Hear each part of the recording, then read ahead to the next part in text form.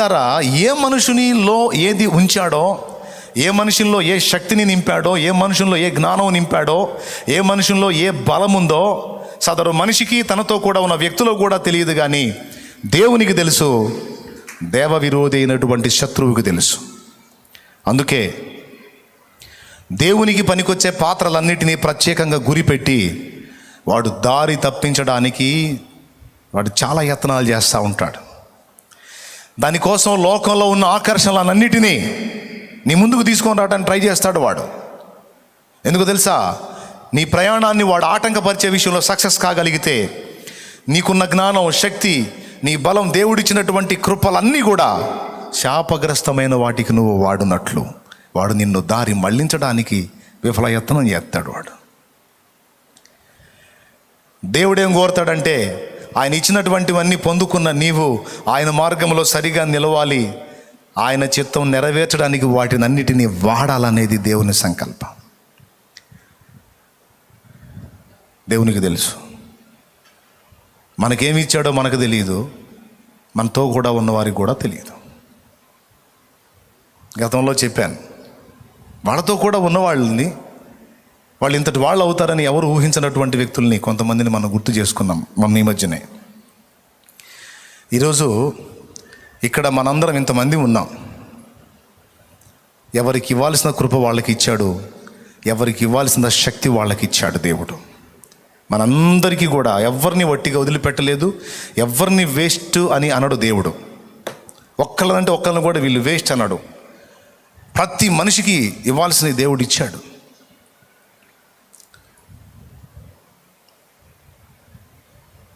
కానీ ఆ ఇచ్చిన వాటిని బయటికి రానియకుండా అడ్డగిస్తాడు, లేదా బయటికి వచ్చినా వాటిని దుర్వినియోగం చేయటానికి అడ్డగిస్తాడు సాతాను. ఇప్పుడు రెండు చేయాల దేవుడు. మనకిచ్చినవేమో అవి వ్యక్తపరచబడాలి, అవి కూడా దేవుని చిత్తము నెరవేర్చడానికి వ్యక్తపరచబడాలి. ఎంతమందికి అర్థమైంది? మనకు దేవుడు ఇచ్చినవేవో అవి వ్యక్తపరచబడాలి,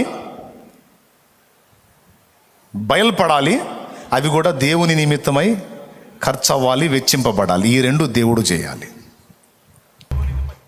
ఎవరికి ఇచ్చేది వాళ్ళకి ఇచ్చాడు దేవుడు, ఎవరికి ఇచ్చే కృప వాళ్ళదే.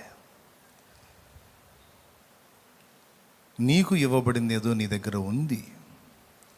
ఒకవేళ ఈ టైంలో అది బయలుపడకపోతే అది బయలుపడే టైంలో దేవుడు బయలుపరుస్తాడు దాన్ని. ఎందుకంటే చిన్నప్పుడే ముక్కు ఓపెన్ కాదుగా, దానికి ఒక ఏజ్ ఉంది. అవునా? ఆ సంవత్సరంన్నరలోనే 6 అడుగులు ఎత్తు రాముగా, దానికి ఒక ఏజ్ ఉంది. అట్లాగా నీవు ఎదురు చూస్తున్నటువంటివి, నీలో దేవుడు దాచి ఉంచినవి, ఆ సమయం వస్తేనే కానీ అవి బయలుపడవు. అప్పటిదాకా నీకు గందరగోళంగా ఉంటుంది లైఫ్, అప్పటిదాకా చిందరవందరగా ఉంటుంది జీవితం. ఏమవుతుందో, ఎటుపోతున్నామో, ఏం సంగతో ఏం అర్థం కానట్టు ఉంటుంది. ఆ సమయం వచ్చినప్పుడు, ఆ అనుభవాలు నీకు దేవుడు తీసుకొచ్చినప్పుడు అప్పుడు ఓపెన్ అవుతుంది అన్నమాట. దేవుడు నీకు ఇచ్చినటువంటి ఆ శక్తుల యొక్క, ఆ కార్యాల యొక్క నెరవేర్పు. వాటిని నీలో వ్యక్తపరచడానికే, వాటిని బయలుపరచడానికే దేవుడు ప్రెజర్ పుట్టిస్తాడు, కొన్ని ఒత్తిళ్ళు కల్పిస్తాడు నీకు. ఆ ఒత్తిళ్ళు మనలో దేవుడు నిస్త్రాణంగా దాచి ఉంచినవి వెల్లడవటానికి దోహదపడతాయి.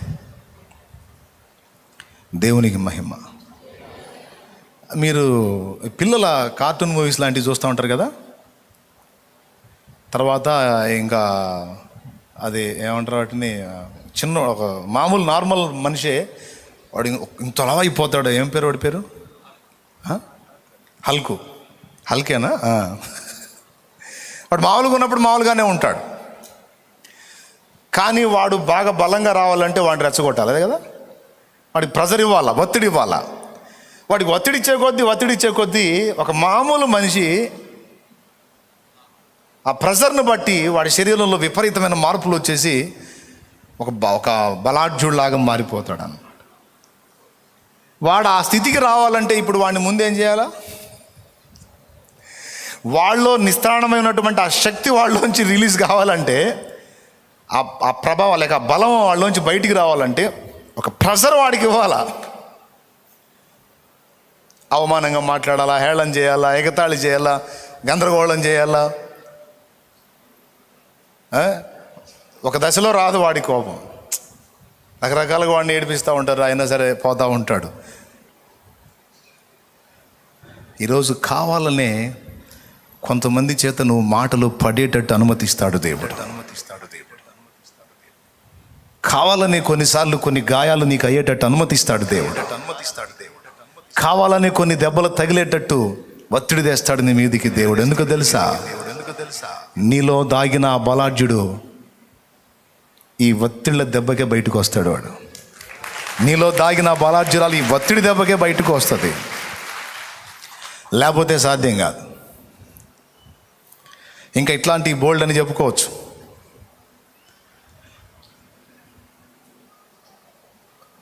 అవమానం జరిగిన ప్రతిసారి ఒక ఛాలెంజ్ నీ మైండ్లోకి వచ్చేస్తూ ఉంటుంది.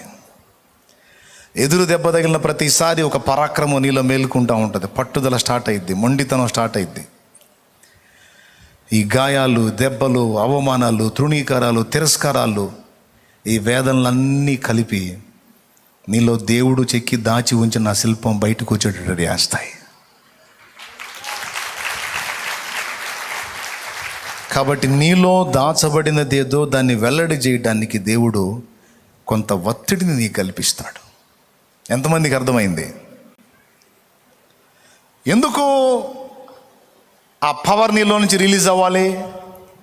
దాంతో అవసరం ఉంది ఈ భూగోళానికి. హలో, బాగా విను. నీలో దేవుడు దాచి ఉంచిన ఆ శక్తి విడుదల కావాలి. ఎందుకు అంటే దాని అవసరత భూగోళానికి ఉంది. దాని అవసరత ఈ ప్రపంచానికి ఉంది, దాని అవసరత సమాజానికి ఉంది, దాని అవసరత సాటి వ్యక్తులకు ఉంది.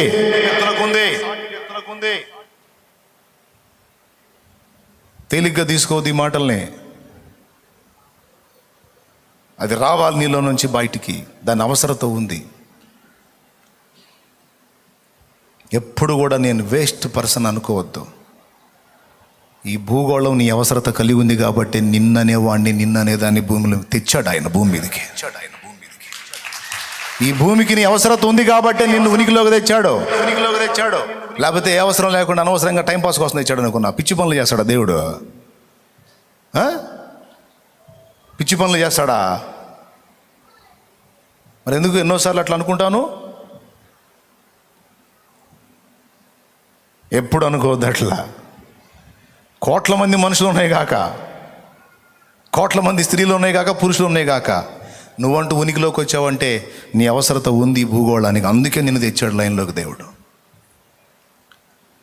ఏ అవసరం లేకుండానే నీ కోసం ప్రాణం పెట్టి ఇంతసేపు నేను రక్షించుకొని కాపాడుకొని ఇంతవరకు ఉనికిలో ఉంచాడా? ఎందుకు ఉంచాడు? మరణకరమైన శ్రమలు, ఆపదలు, రోగాలు, యాక్సిడెంట్లు, జబ్బులు, ప్రమాదాలు, గండాలు, ఎన్నో గండాలు అన్నిటి నుంచి తప్పించుకొని నేటి వరకు నిన్ను సజీవుడిగా ఉంచింది ఎందుకు? ఏ అవసరం లేకుండానా? కానే కాదు. ఎవరికి వాళ్ళు గుర్తుపెట్టుకోండి, నా అవసరత భూమికి ఉంది కాబట్టి నన్ను అనేవాడిని ఉనికిలోకి తెచ్చాడు దేవుడు. చెప్పు, నీకు నువ్వు చెప్పుకోవాలి ఈ మాట. నీకు నువ్వు చెప్పుకోవాలి ఈ మాట. నా అవసరత అనేది భూమికి ఉంది కాబట్టి నన్ను అనే దాన్ని భూమి మీదకి తెచ్చాడు నా తండ్రి. నా అవసరత అనేది భూమికి ఉంది కాబట్టే నన్ను అనే వ్యక్తిని భూమి మీద ఉనికిలోకి తెచ్చాడు నా దేవుడు అనుకోవాలి నువ్వు. నా మట్టుకు నా విషయానికి వస్తే నా జీవితంలో కూడా ఆరంభం నుంచి కూడా ఈ బాబేల అనుభవమే. గందరగోళం, తారుమారు, గజిబిజి, ఎటు పోతున్నానో, ఏమైపోతుందో, నా చరిత్ర ఎటు తిరుగుతుందో అర్థం కావట్లా. దేవుడు నాలో దాచి ఉంచినవేవో వాటిని వెల్లడి చేసిందాక బాబేల అనుభవంలో కొనసాగా. తారుమారు, గందరగోళం, ప్రెజర్.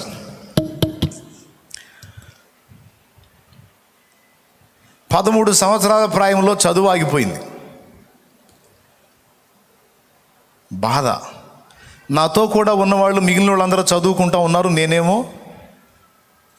తల్లిదండ్రులకు సహకారంగా ఉపాధి మార్గాన్ని వెతుక్కోవాల్సి వచ్చింది. 13 ఏళ్ల ప్రాయంలో చదువు మానుకొని. ఎందుకు నాకు ఈ గతి, ఎందుకు నాకు ఈ పరిస్థితి తెలీదు, కానీ అయిపోయింది. మిగిలిన వాళ్ళ లైఫ్లతో పోల్చుకుంటే నా బ్రతుకు దరిద్రంగా మారిపోయింది. వాళ్ళని చక్కగా వాళ్ళ తండ్రుల వాహనాలకి చదువుకోవడానికి వెళ్తుంటే నేను నా తండ్రితో కలిసి పనికి వెళ్ళే పరిస్థితి వచ్చింది. కొన్నిసార్లు ఏడ్చుకున్నాను, కొన్నిసార్లు బాధపడ్డాను. ఎందుకు నాకు ఇలాంటి పరిస్థితి వచ్చింది అని నిట్టూర్పులు విడిచాను. వాళ్ళ పిల్లలు కాస్త ఆర్థికంగా స్థితి కలిగిన వాళ్ళ పిల్లలకి పైసలు ఇచ్చి వాళ్ళు రకరకాలుగా అన్నీ అనుభవిస్తూ ఉంటారు. నాకేమో 10 రూపాయలు అంటే నా వల్ల కాదు. పావల, అర్ధ రూపాయి, రూపాయి అంటే పెద్ద మొత్తం. ఎప్పుడన్నా చుట్టాలు వచ్చినప్పుడు అలాంటి గిరాకీ తగిలిద్ది. దేవుని స్తోత్రం కలుగును. ఏ చుట్టం రాకపోతే పావలానే. బాధ. వాళ్ళు రకరకాలు తెచ్చుకొని తింటారు, నేనేమో ఆ పావల అర్ధ రూపాయికి సంబంధించింది ఏదో తెచ్చుకొని అదే తినాలి. వాడు అన్నీ తింటున్నాడు, నాకెందుకు రాదు? చేయగలిగేదే లేదు. మన లైఫ్ ఇది, మన ఫ్యామిలీ పరిస్థితులు అయ్యి తప్పదు, రాజీపడాల్సిందే. నాకంటే దరిద్రం వల్ల పోసిన వాళ్ళు ఉండొచ్చులే మీలో, నేను కాదన్నాను. కానీ నేను నా 13 ఏళ్ళ దాకా చదివాను. మీరు ఇంకా అసలు ఏం చదవని పరిస్థితుల్లో పసిప్రాయం నుంచే చాకిరీ చేసుకునే పరిస్థితుల్లోకి వెళ్ళిపోయి ఉండొచ్చులే. అప్పుడు మీరు నాకంటే గొప్పవాడు మరి. కానీ అది అర్థం కాల. కొన్నిసార్లు సింగిల్గా కూర్చొని ఏడ్చుకుంటా నా జీవితాన్ని నేనే చూసుకొని. మీరు నమ్మండి, ఎన్నోసార్లు నేను ప్రభువుని ఎరిగిన తర్వాత కూడా, రక్షణ పొందిన తర్వాత కూడా ఏకాంతంగా కూర్చొని హైవే రోడ్డు పక్కన లారీలు బస్సులు తిరుగుతూ ఉండే ఆ శబ్దంలో ఎలుగెత్తి పెద్దగా ఏడ్చేవాడిని. ఏమన్నా తెలుసా? నాలాంటోడు భూమి మీద అవసరం అంటావా, నా ప్రాణం తీసుకోరాదా దేవా అని ఏడ్చేవాడిని. నిజంగా చెప్తున్నా, పిచ్చోళ్ళగా ఆ రోడ్డు ప్రక్కన అటు ఇటు తిరుగుతా ఏడ్చేవాడిని. రెండోది ఏం లేదు, నా ప్రాణం తీసుకోవచ్చు కదా దేవా, నేను అవసరమా దేవా, నేను ఎందుకు దేవా, నాకు ఈ పరిస్థితులు ఎందుకు దేవా, నా జీవితం ఏంటో నాకు అర్థం కావట్లేదయ్యా అని ఏడ్చుకున్నా. అంత ప్రెజర్, అంత ఒత్తిడి. అంటే నా ప్రాణం తీసుకో అంటే ఎంత విరక్తి బుడితో మనిషి అలా అంటాడండి. కానీ నాకేం తెలుసు ఆయన ఇంత కృప చూపుతాడని, ఇంత ప్లాన్ ఉంది ఆయనకి నా విషయంలో అనేది నాకేం తెలుసు. ఆ సమయం వచ్చిందాకా, మనలో దేవుడు ఉంచినటువంటివి బయలుపడిందాకా టైం పడుతుంది. అందుకే చెబుతున్నా, ఎవ్వరు కూడా మిమ్మల్ని మీరు తక్కువగా ఊహించుకోవద్దు. దేవుడు ఏదో వేస్ట్గా చేశాడు అనుకోవద్దు. Praise the lord.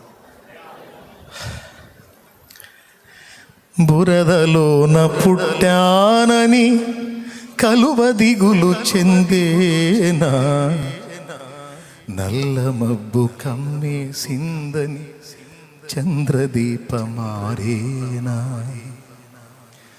ఇప్పుడు చెప్పండి, నా జీవితంలోకి దేవుడు ఎంటర్ అయి తారుమారు చేయకపోతే, ఆ బాబేల అనుభవం నా బ్రతుకులో లేకపోతే, ఆ 13 ఏళ్ళ దగ్గర నుంచి ఆ మిగిలిన వయసు అంతా కూడా చదువులోకి నన్ను తీసుకొస్తే, ఇప్పుడు నేను ఎక్కడ ఉండేవాడిని?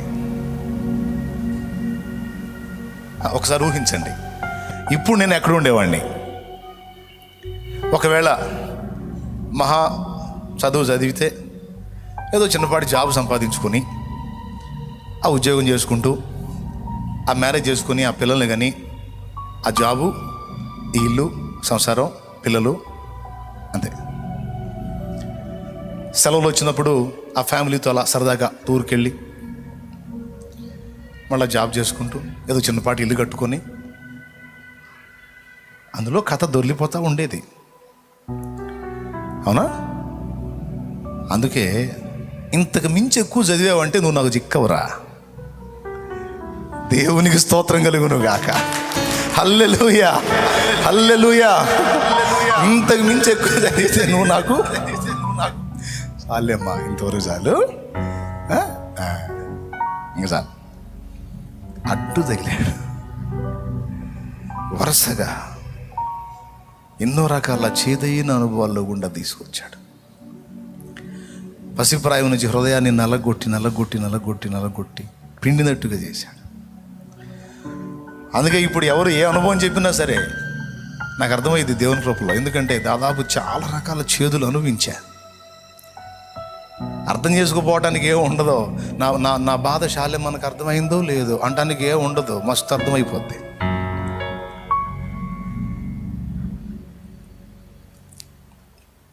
మనుషుల ముందుకు రావడానికి సిగ్గు, బిడియం, భయం, మొహమాటం.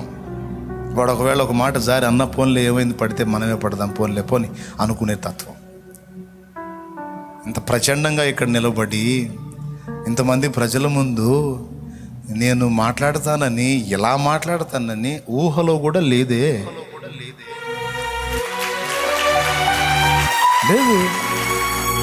నా బ్రతుకు మీదే చెప్తున్నానండి అని హెచ్చించుకోవట్లే నన్ను నేను. ఆయన కృప, ఆయన సిద్ధపాటు, ఆయన ప్రమేయం, ఆయన నడిపింపు, ఆయన నా జీవితంలో కల్పించిన బాబీలు నాకు ఆశీర్వాదాన్ని తీసుకొచ్చింది. అందుకే ఇప్పుడు ఒకవేళ నేను చెప్పిన ఈ మ్యాటర్కి మీరు ఏదైనా టైటిల్ పెట్టాలంటే ఆశీర్వాదకరమైన గందరగోళం. దేవునికి స్తోత్రం. ఏం గందరగోళం? ఆశీర్వాదకరమైన గందరగోళం. ఇందులో నుంచి మనకు తీసుకురావాల్సిన అన్ని దేవుడు తీసుకొస్తాడు. ఎంతమందికి అర్థమైంది? మీ అందరిని ఉద్దేశించి దేవుడు మాట్లాడుతున్న మాటలు ఇవి. నిన్ను ఉద్దేశించి ఎవరి కాళ్ళు చెప్పుకోవాలి, ఇది నాతో దేవుడు మాట్లాడుతున్న మాట. నాకు స్పష్టంగా దేవుడు అందిస్తున్న అద్భుత సమాచారం. దీన్ని బట్టి నేను దేవుణ్ణి మహిమపరుచుకుంటున్నాను. హల్లెలూయా. మనలో నిస్త్రాణమై ఉన్న శక్తిని బయటికి తీసుకొని రావటానికి, మనలో దేవుడు దాచి ఉంచినటువంటివి వెల్లడి చేయటానికి దేవుడు కావాలని కొన్నిసార్లు మన జీవితంలో గందరగోళాన్ని అనుమతిస్తాడు. ఆయన్నే సృష్టిస్తాడు. అవసరమైతే తారుమారు చేసినట్టు చేస్తాడు, చెతరగొడతాడు. ఎక్కడి నుంచి నసరావుపేట, అక్కడి నుంచి ఇంకో ఊరు, అక్కడి నుంచి ఇంకో ఊరు, అక్కడి నుంచి తిప్పుతానే ఉన్నాడు. తిరిగి చివరికి ఇక్కడికి తీసుకొచ్చి నిలిపాడు. తప్పకుండా ఆయన నిర్ణయించినటువంటి గమ్యానికి నిన్ను చేర్చి తీరతాడు. ఆయన మనస్ఫూర్తిగా స్తోత్రం చెప్పు. ఆయన ఏం ఆశించి నిన్ను నిర్మించాడో అది నీలో బహిర్గతమై ఉన్నట్లు, అది నీలో నెరవేరునట్లు నీవు ఆయనకు అప్పగించుకో. దేవుణ్ణి క్వశ్చన్ చేయవాకు, దేవుణ్ణి సనగవాకు, గొణగవాకు. నీకు స్తోత్రం తండ్రి. నువ్వు ఏది చేసినా, నా జీవితంలో ఏ పరిస్థితిని అనుమతించినా, నాలో నువ్వు దాచినది ఏదో వ్యక్తపరచడానికే కదా. నీకే స్తోత్రం. నీ జీవితంలో దేవుడు అనుమతిస్తున్న బాబేలు, ఆ గందరగోళ పరిస్థితుల్లో నీలో దేవుడు దాచి ఉంచినటువంటి నిస్త్రాణమైన శక్తుల్ని వెలుగు తీసుకొస్తాయి. నువ్వు ఊహనైనా ఊహించినటువంటి సంగతులు నీలో నుండే బయటకు వస్తాయి. ఒకనాడు నిన్ను నువ్వే చూసుకొని ఆశ్చర్యపోయేంత స్థితిలో దేవుడిని ఉంచుతాడు. ఒకనాడు నిన్ను నువ్వే చూసుకొని సంతోషపడి ఆ స్థితిని బట్టి దేవుని మహిమపరిచే శుభవేళ రాబోతుంది. ఆ అనుభవానికి దేవుడు తప్పకుండా నిన్ను తీసుకెళ్తాడు. అడవిలో ఒక చెట్టు వలె ఉన్న జీవితం గొప్పదా? నిర్జీవమైనటువంటి స్థితిలో ఉన్నది మధురమైన స్వరాలు ఆలపించి అనేకులను ఆకర్షించే స్థితి గొప్పదా? అనేకులకు ఆశీర్వాదకరంగా, అనేకులకు దీవెనకరంగా నిన్ను చేయడం దేవుని సంకల్పం. నీ కోసము కాదు దేవుడు నిన్ను భూమి మీద పుట్టించింది, ఇతరుల కొరకు. నీ అవసరత భూగోళానికి ఉంది అంటే భూమి మీద ఉన్న మట్టికి అనుకునేవు, మనుషులకు ఉంది.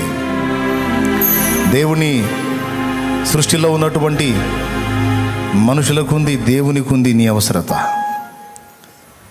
అందుకే ఏర్పరిచాడు దేవుడు నిన్ను, అందుకే పుట్టించాడు,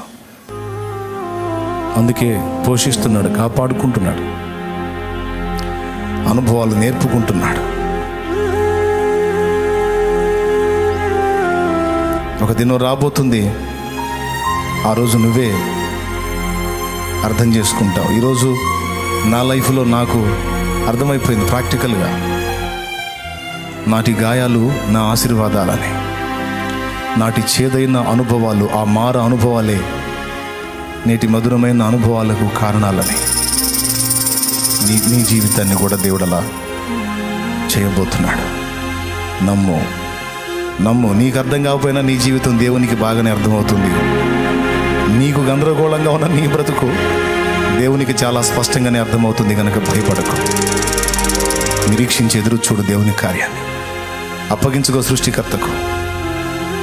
నీ స్వబుద్ధిని ఆధారం చేసుకోవద్దు. సాతాను వక్ర మార్గాల్లోకి వెళ్ళొద్దు. వాడి చేతికి చిక్కి వాడికి అప్పగించుకున్నావంటే దేవుడు నీకు ఇచ్చినటువంటివన్నీ కూడా వాడు దుర్మార్గానికి వాడతాడు, నిష్ప్రయోజనం చేస్తాడు. వాడికి చిక్కొద్దు, వాడికి అప్పగించుకోవద్దు. నిన్ను నిర్మించిన సృష్టికర్తకు నీ జీవితాన్ని, నీ చేతిని సమర్పించు. ఆయనకి అప్పగించుకో. చూడు నేను ఎలా చేస్తాడు ఆయన. పిల్లరా, దేవుడు నీకు ఇచ్చింది ఏదో ఇచ్చాడు, ఇతరులతో పోల్చుకోవద్దు. నీకు నువ్వు సపరేట్ అంతే. దేవునికి స్తోత్రం. ఇతరులతో పోల్చుకోవద్దు. ఇతరులతో పోల్చుకొని నిరుత్సాహంలోకి వెళ్ళొద్దు. నీకు ఇచ్చింది ఏదో నీకు ఉంచాడు నీ దగ్గర. వచ్చే నాటికి అది బయటకు వస్తుంది. ఇచ్చే నాటికి దేవుడు ఆశీర్వాదకరమైన కృపనిస్తాడు.